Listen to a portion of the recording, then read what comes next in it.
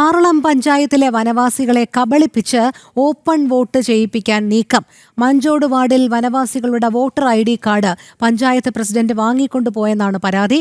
മറ്റ് ID കാർഡുകൾ ഉപയോഗിച്ച് വനവാസികൾ പിന്നീട് വോട്ട് ചെയ്തു. തലശ്ശേരി നഗരസഭയിലെ 20-ാം വാർഡിൽ ആരോഗ്യ പ്രശ്നമില്ലാത്തവരെയും CPM-കാർ ഓപ്പൺ വോട്ട് ചെയ്യിപ്പിക്കുന്നതായി പരാതി ഉയർന്നു. മിഥുൻ പിള്ള ചേരുന്നു വിവരങ്ങളുമായി. മിഥുൻ, ഏത് രീതിയിലാണ് ആറളം പഞ്ചായത്തിലെ വനവാസികളെ കബളിപ്പിക്കുന്ന സാഹചര്യം, ഈ വോട്ട് ചെയ്യിപ്പിക്കുന്നതിൽ കബളിപ്പിക്കുന്ന ഒരു സാഹചര്യം ഉണ്ടായത്?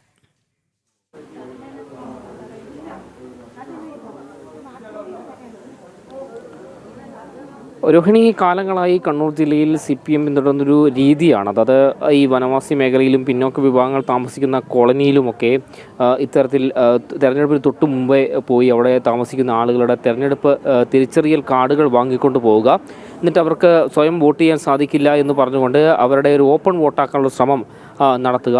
അത്തരമൊരു രീതിയാണ് കഴിഞ്ഞ കാലങ്ങളായി നടത്തിക്കൊണ്ടിരുന്നത്. അതിൻ്റെ ഭാഗമായി തന്നെയാണ് കഴിഞ്ഞ ദിവസം ഈ ഒരു രീതിയിൽ ഈ മാഞ്ചുവട് എന്ന് പറയുന്ന സ്ഥലത്ത് അവിടെ സ്ഥാനാർത്ഥികൾ അവിടെ കോളനിയിലെ വനവാസി വിഭാഗത്തിൽപ്പെട്ട ആളുകളുടെ തിരഞ്ഞെടുപ്പ് തിരിച്ചറിയൽ കാർഡുകൾ ഇവർ വാങ്ങിക്കൊണ്ട് പോയത്.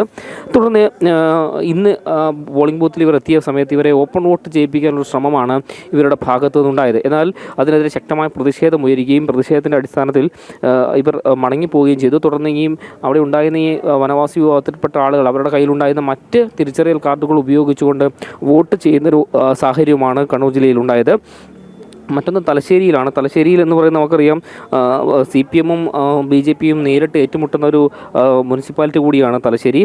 അവിടെയാണ് ഇത്തരത്തിൽ അവിടുത്തെ ശക്തമായ പോരാട്ടം നടക്കുന്ന സ്ഥലത്ത് ഇത്തരത്തിൽ യാതൊരു ആരോഗ്യ പ്രശ്നവും ഇല്ലാത്ത ആളുകളെ പോലും അവർക്ക് ആരോഗ്യ പ്രശ്നമുണ്ട് എന്ന് പറഞ്ഞുകൊണ്ട് ഓപ്പൺ വോട്ട് ചെയ്യിപ്പിക്കാനുള്ള ശ്രമം CPM-ൻ്റെ ഭാഗത്തു നിന്ന് ഉണ്ടായത്. വയലളം വെസ്റ്റ് LP സ്കൂളിലെ ബൂത്തിലാണ് ഇത്തരമൊരു നീക്കം CPM-ൻ്റെ പഞ്ചായത്ത് പ്രസിഡന്റ് നേതൃത്വത്തിൽ ഉണ്ടായത്. ഇത് അവിടുത്തെ പഞ്ചായത്ത് അവിടെ ഉണ്ടായിരുന്ന പ്രിസൈഡിംഗ് ഓഫീസർ ചോദ്യം ചെയ്യുകയും ചെയ്തു. ഇതിനെ തുടർന്ന് വലിയൊരു തർക്കം ഈ CPM-ൻ്റെ പ്രാദേശിക നേതാവ് ഈ പ്രിസൈഡിംഗ് ഓഫീസറുമായി വലിയ തർക്കമുണ്ടാവുകയും ചെയ്യുന്നൊരു സാഹചര്യം ഉണ്ടായി. CPM-ൻ്റെ കുത്തകയായി അറിയപ്പെടുന്നൊരു സ്ഥലം കൂടിയാണിത്. ഏതായാലും അവിടെ ഒരു വലിയ തർക്കവും ഒക്കെ ഉണ്ടായി, ഒരു പ്രതിഷേധമൊക്കെ ഉണ്ടാകുന്നൊരു സാഹചര്യവും ഈ സമയത്തുണ്ടായിട്ടുണ്ട്.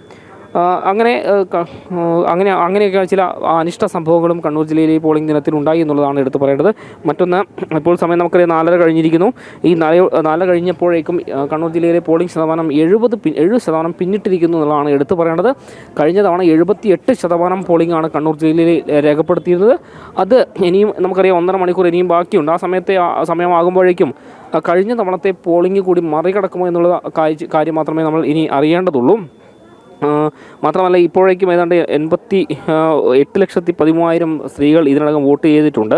മാത്രമല്ല 6,48,000 പുരുഷന്മാരും ഈ ഒരു സമയം കൊണ്ട് വോട്ട് ചെയ്തിട്ടുണ്ട് എന്നാണ് നമുക്ക് മനസ്സിലാക്കാൻ വേണ്ടി സാധിക്കുന്നത്. അതേസമയം കണ്ണൂർ ജില്ലാ ശരാശരിയേക്കാൾ താഴ്ന്ന നിലയിലാണ് കണ്ണൂർ കോർപ്പറേഷൻ പരിധിയിലെ വോട്ടെടുപ്പ് ഇപ്പോൾ ഉള്ളത്. കണ്ണൂർ കോർപ്പറേഷനിൽ ഇപ്പോഴും 62% വോട്ട് മാത്രമേ ഇതുവരെ പോൾ ചെയ്തിട്ടുള്ളൂ എന്നാണ് മനസ്സിലാക്കാൻ വേണ്ടി സാധിക്കുന്നത്. ഏതായാലും ആദ്യഘട്ടത്തിൽ വേഗത്തിലാവുകയും പിന്നീട് മന്ദഗതിയിൽ ഇപ്പോഴും തുടർന്ന് മന്ദഗതിയിലാവുന്നൊരു സാഹചര്യം തന്നെയാണ് കണ്ണൂർ ജില്ലയിൽ പോളിംഗ് ശതമാനമുള്ളത്. രോഹിണി.